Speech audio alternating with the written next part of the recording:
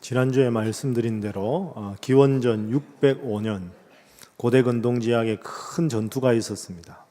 남하하는 바벨론, 그리고 그 바벨론의 세력을 막아내기 위한 애굽과 아수르 연합군의 전쟁이었습니다. 그 전쟁은 애굽의 처참한 패배로 막이 내렸습니다. 그런데 문제는 그 다음이었습니다. 애굽의 편을 들었던 남유다가 바벨론의 다음 타겟이었기 때문입니다. 그래서 그 엄청난 바벨론 군대가 예루살렘을 공격해서 남유다를 침공하기 시작합니다. 1차와 2차에 걸친 전쟁으로 수많은 청소년들과 청년들을 바벨론의 포로로 잡아갑니다. 드디어 바벨론이 총진군을 해서 3차 전쟁을 벌입니다. 남유다의 수도였던 예루살렘을 향해서 거대한 병력들이 모여들고 이제 예루살렘 성을 함락시키려고 하고 있습니다. 그런데 문제는 그 당시 예루살렘 성이 당시 기술로는 뚫어내기가 너무나도 힘든 난공불락의 성이었다는 겁니다. 예루살렘 성은 해발 700m가 넘는 고원지대, 그것도 히드롬과 흰놈 골짜기 위로 솟은 언덕 위에 세워진 천의 요새였습니다. 그래서 그 천의 요새인 예루살렘 성을 정면으로 공격하기가 거의 불가능했습니다. 그래서 바벨론의 모든 그 많은 엄청난 군대는 그 예루살렘 성을 겹겹이 둘러싸기 시작합니다.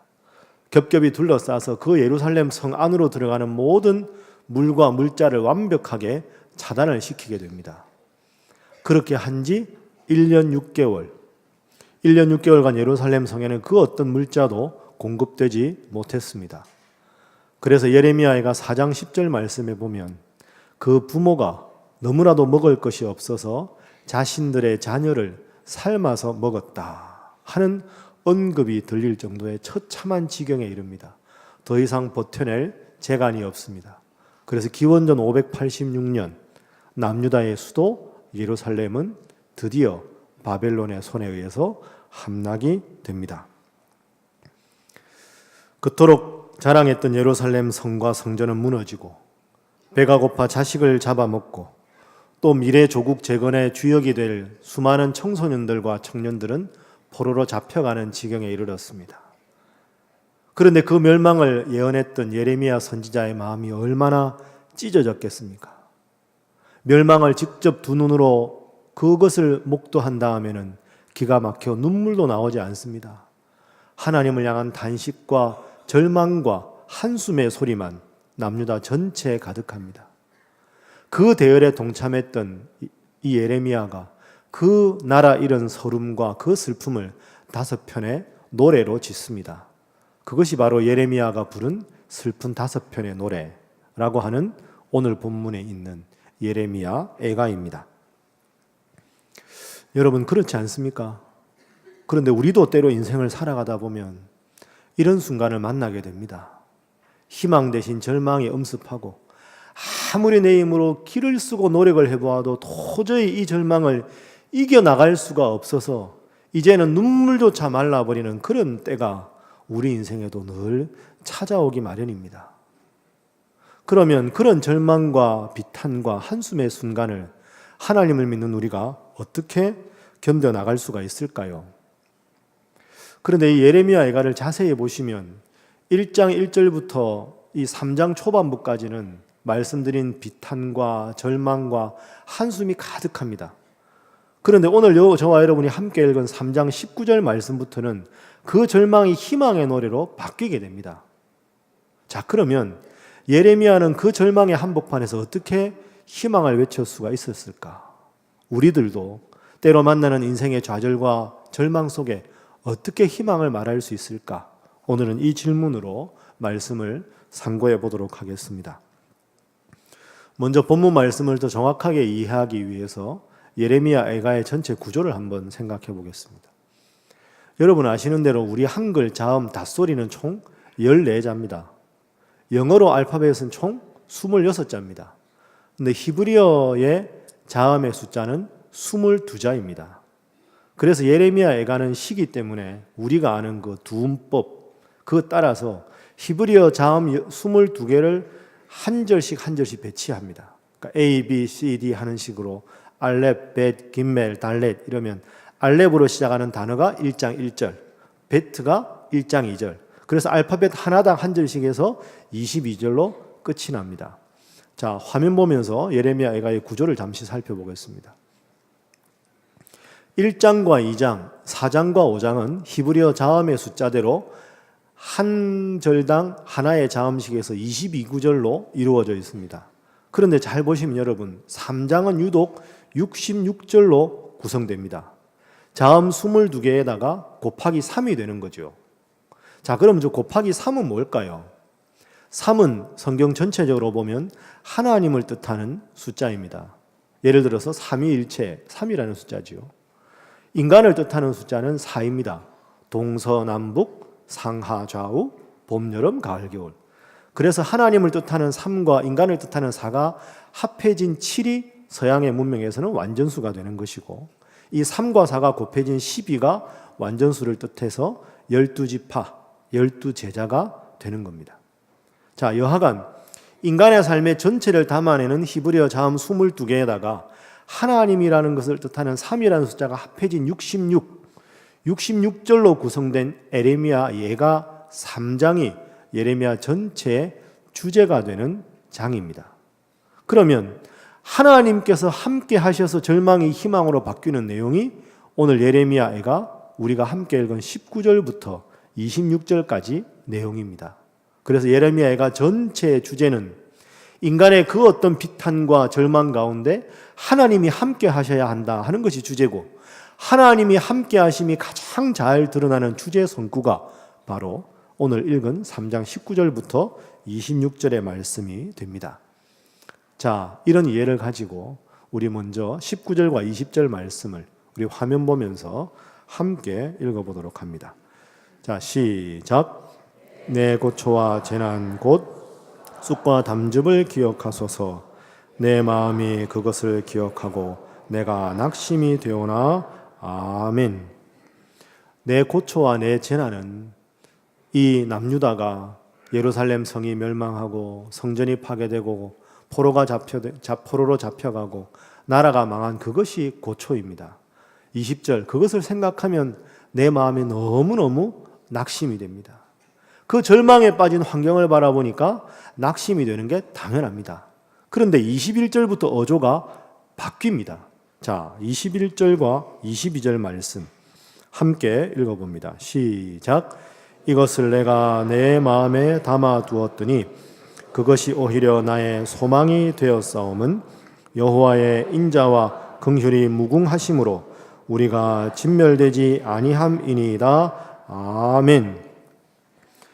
절망에 빠진 현실은 그대로인데 그 현실을 바라보면 절망과 한숨밖에 나오지 않는데, 예레미야는 여기서 참 위대한 신앙적 고백을 합니다. 이 절망의 환경을 넘어서서 내가 하나님을 바라봅니다. 그 하나님을 바라보니 이 민족이 그래도 진멸되지 않은 것은 하나님의 특별한 계획이요 하나님의 은혜임을 제가 고백합니다. 이것이 21절과 22절입니다. 오늘 제가 설교 제목을 탄식과 희망 사이 이렇게 잡았습니다. 탄식 가운데 우리가 어떻게 희망을 가질 수가 있습니까? 절망스러운 환경을 바라보면 탄식에 영혼이 빠질 수밖에 없지만 이 탄식할 수밖에 없는 환경을 넘어서서 하나님을 향한 안목을 가질 때, 하나님을 향한 우리의 시선을 가질 때 하나님께서 우리에게 희망을 주실 줄로 믿습니다. 그것이 바로 예레미야가 고백했던 21절과 22절 말씀입니다. 그래서 이어서 23절부터 26절에서 예레미야가 계속 고백합니다. 24절, 주님, 저는 주님을 기다리겠습니다. 25절, 주님은 선하십니다. 26절, 주님의 구원을 잠잠히 기다리겠습니다. 탄식과 희망 사이, 그 사이에는 하나님을 향해서 안목을 고정시킨 예레미야의 훌륭한 신앙의 태도가 있었습니다. 여러분, 우리가 늘 함께 읽는 말씀과 함께 교재 다 받으셨을 겁니다. 여기 교재 46페이지에 보면 방금 말씀드린 내용이 아주 잘 요약이 되어 있습니다. 제가 이 내용을 한번 읽어보겠습니다. 여러분들은 교재 없으시면 화면으로 보시면 되겠습니다. 예레미야 예가는 절망적인 탄식으로 시작하여 회개하고 하나님께 돌아가는 것으로 끝납니다.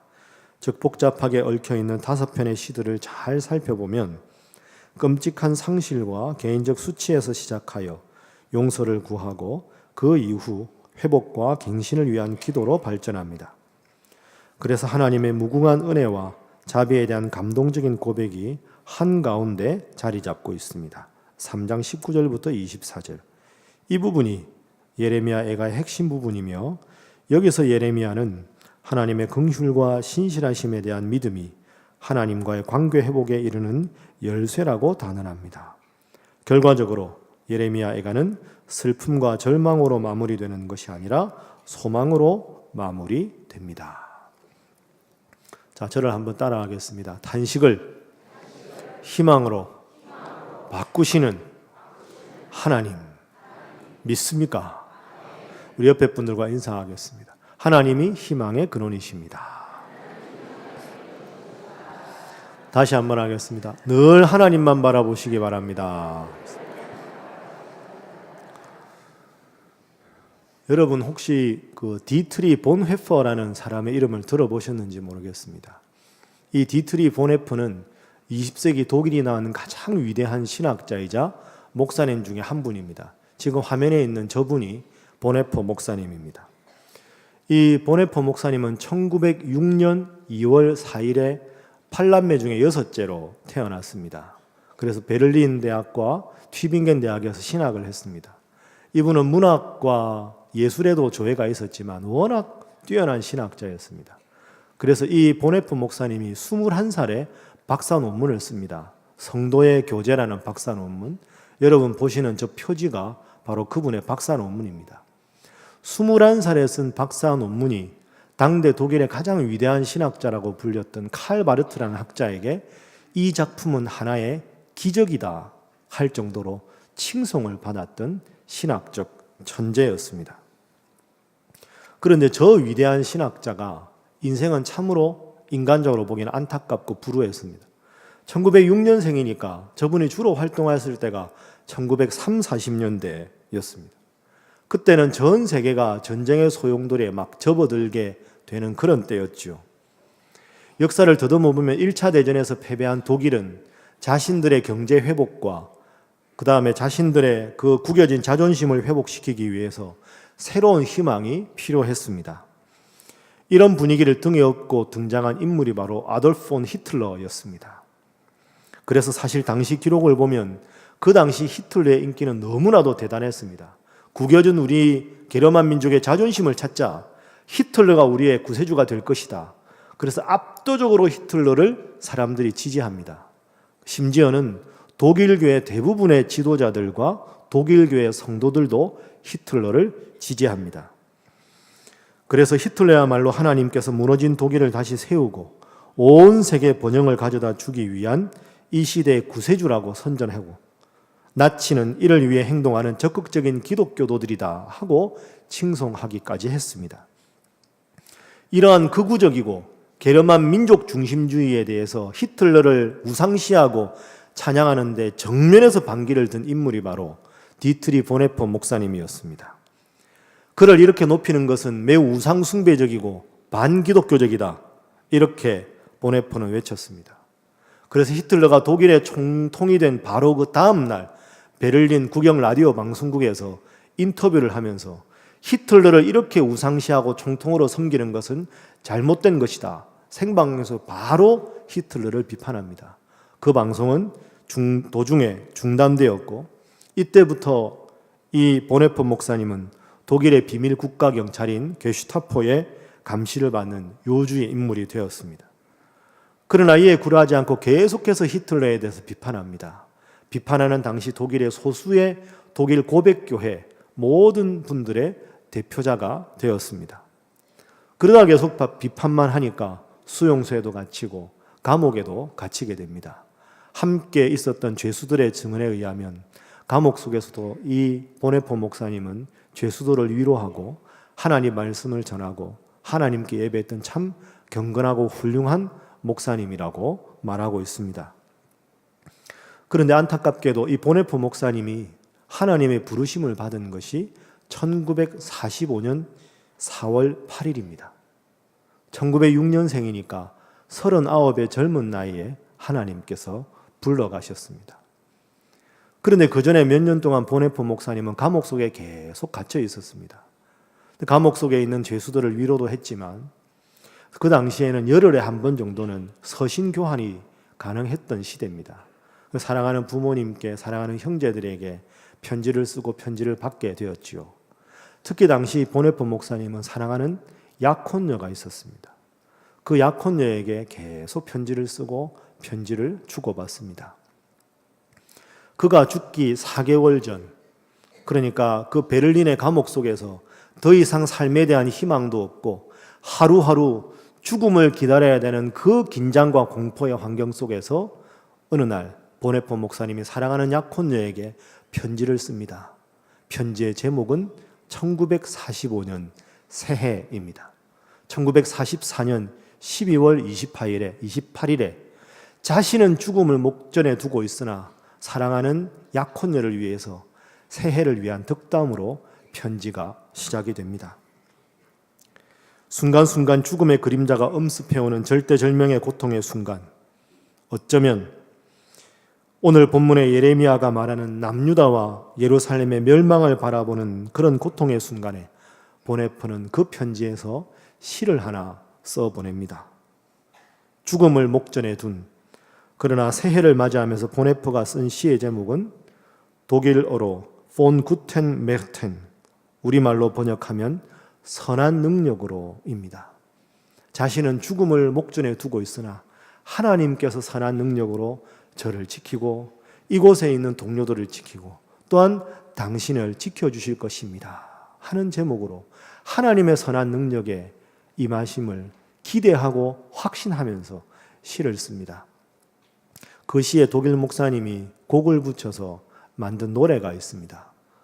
여러분 독일 말로 노래를 부르는데 자막이 한글로 되어 있으니까 그 가사를 한번 잘 들어보면서 이 노래를 한번 들어보도록 하겠습니다.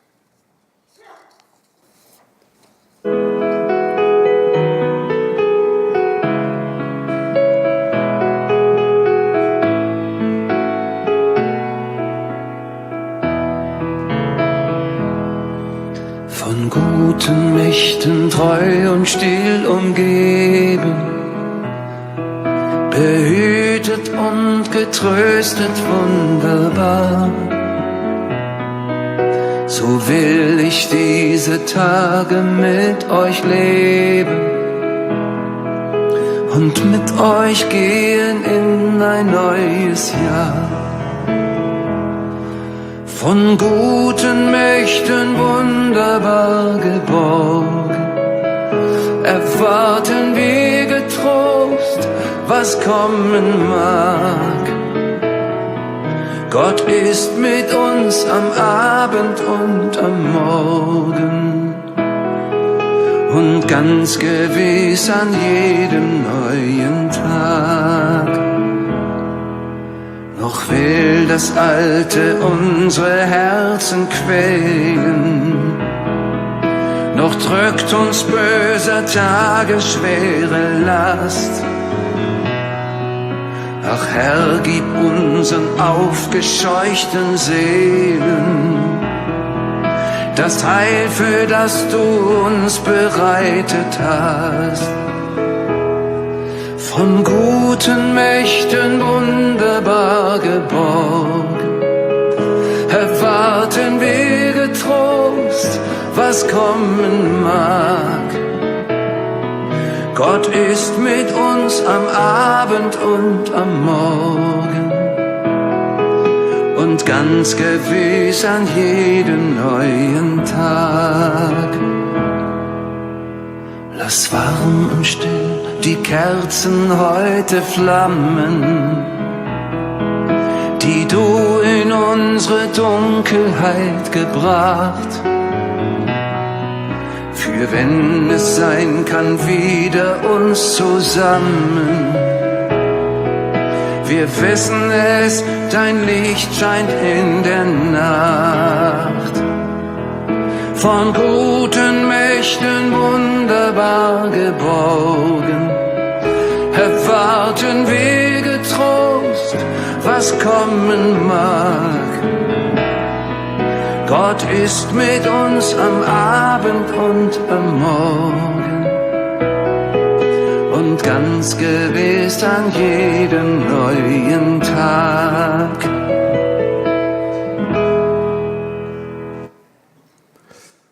예, 여러분 방금 들으신 그 곡의 후렴부가 참 깊이 와닿습니다. Gott ist mit uns am Abend und am Morgen. 하나님께서는 밤이나 아침이나 우리 곁에 계십니다. Und ganz gewiss an jeden neuen Tag. 또한 매일 새로운 날에 함께 하십니다. 어떻게 죽음을 목전에 둔 사형수가 낮이나 밤이나 하나님께서 우리와 함께 하십니다. 이런 고백을 할 수 있을까? 하나님만 바라보는 참 신앙인의 모습을 우리에게 잘 보여주고 있습니다. 그렇습니다. 예레미야도 본회포도 나라의 패망과 자신의 죽음이라는 절대절명의 위기 속에서도 희망의 근거를 하나님께 찾고 있습니다. 탄식과 희망 사이, 그 사이에는 하나님의 은혜를 볼 수 있는 우리의 안목이 필요합니다.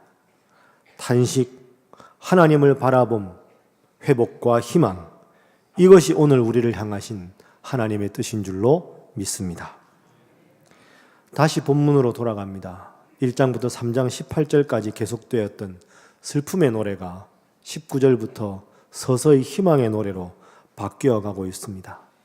3장 21절 말씀, 이것을 내가 내 마음에 담아두었더니 그것은 오히려 나의 소망이 되었습니다. 지금까지 우리 민족이 당한 고통과 그 아픔이 다시 한번 생각해 보니 이것이 소망이 되었습니다.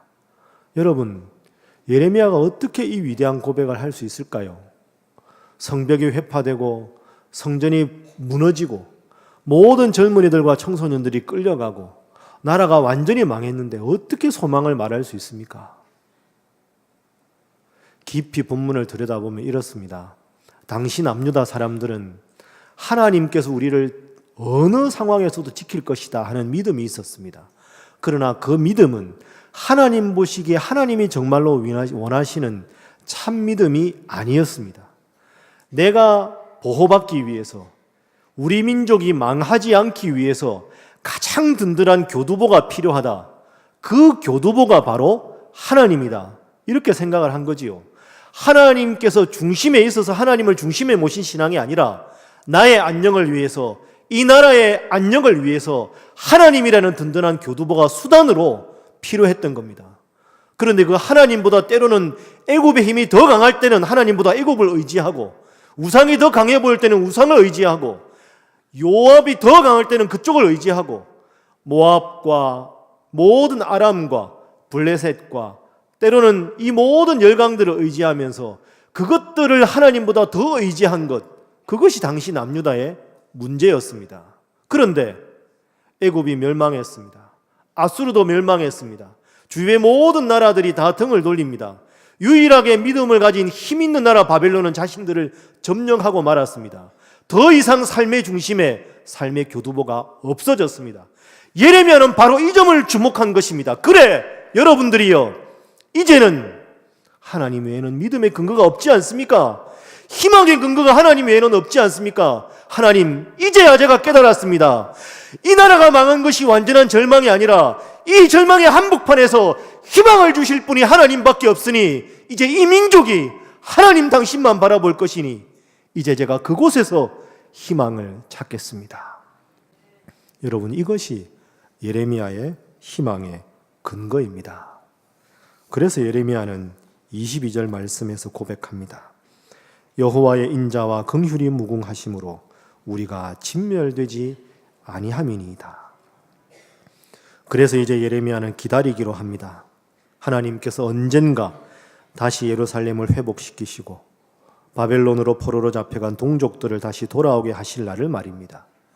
그래서 이 구절의 마지막 26절에서 예레미야는 고백합니다. 사람이 여호와의 구원을 바라고 잠잠히 기다림이 좋도다. 그렇습니다.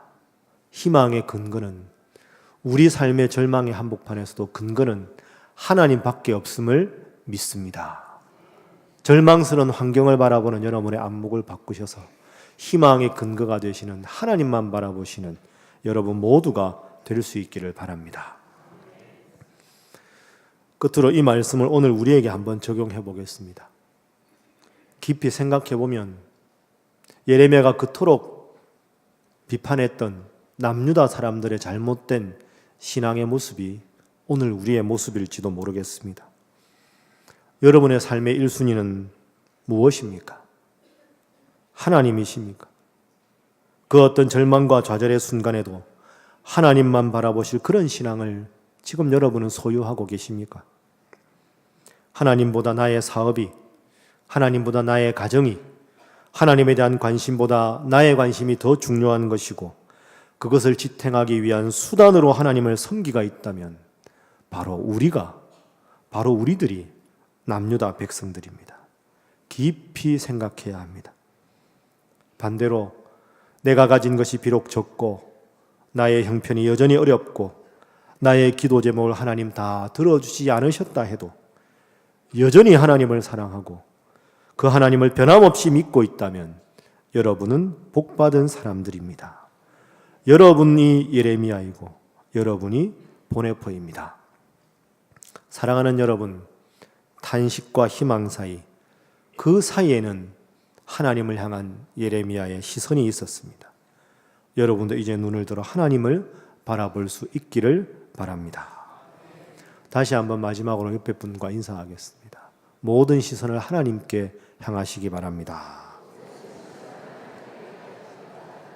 한 번 더 합니다. 잘하실 줄 믿습니다.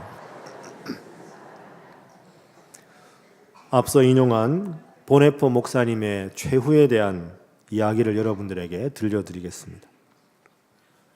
1945년 4월 9일 새벽에 보네포는 교수형을 받았다.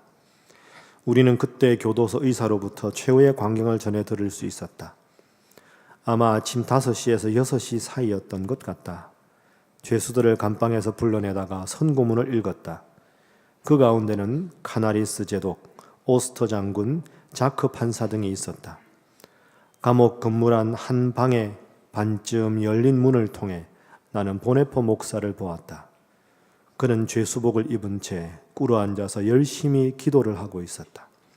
그의 기도의 열심과 확신은 나에게 깊은 감동을 주었다. 이윽고 아침이 왔고 죄수들은 옷을 벗으라는 명령이 내려졌다. 그들은 나무들 아래에 있는 작은 계단을 내려가서 준비된 사형 집행장에 왔다. 사형을 받을 사람들에게 잠시 동안의 시간 여유가 허락되었다. 보네포는 부드러운 봄의 숲속의 교수대 아래에서 벌거벗겨진 채 꿇어앉아 마지막 기도를 드리고 있었다. 5분 뒤에 그의 삶은 끝이 났다. 그의 나이 39세였다. 보네포가 죽은 지 3주 후에 히틀러는 자살했고 한 달 뒤에 독일 제3제국은 무너졌으며 히틀러의 희생자들은 자유를 얻었다. 보네포에 대한 이야기는 입에서 입으로 조금씩 전해졌고 마침내 이 시대에 예수 그리스도를 믿고 따르는 제자의 삶에 중요한 한 모형이 되었다. 한 알의 밀이 땅에 떨어져 죽지 아니하면 한 알 그대로 있다. 죽으면 많은 열매를 맺는다. 주님 오늘 우리에게 말씀하십니다. 기다리는 자들에게나 구하는 영혼들에게 여호와는 선하시도다. 사람이 여호와의 구원을 바라고 잠잠히 기다림이 좋도다. 아멘. 기도하겠습니다. 사랑의 하나님, 희망을 마음속에 떠올리기는 하나 막상 치열한 삶의 현장에서는 하나님 희망임을 잊고 살아가는 부족한 저희들이 다시 한번 고개를 숙였습니다. 사랑의 하나님, 이제 저희로 하여금 현실만 바라보며 절망과 한숨을 반복하는 어리석은 삶을 살아가지 않게 하여 주옵소서. 어려운 현실과 답답하고 안타까운 상황 속에서도 이 역사를 굽어 살피시고 우리의 희망의 근원이 되시는 주님만 바라볼 수 있게 하여 주옵소서. 주님, 저희로 하여금 고개를 들게 하여 주옵소서. 주님을 다시 바라보게 하여 주옵소서. 십자가의 힘든 고통을 목전에 두시고도 내가 세상을 이겼노라 말씀하신 우리 주님 바라보며 우리도 이 세상 이기게 하여 주옵소서. 우리의 희망의 근원이 되어 주시는 예수님의 이름으로 기도하옵나이다. 아멘.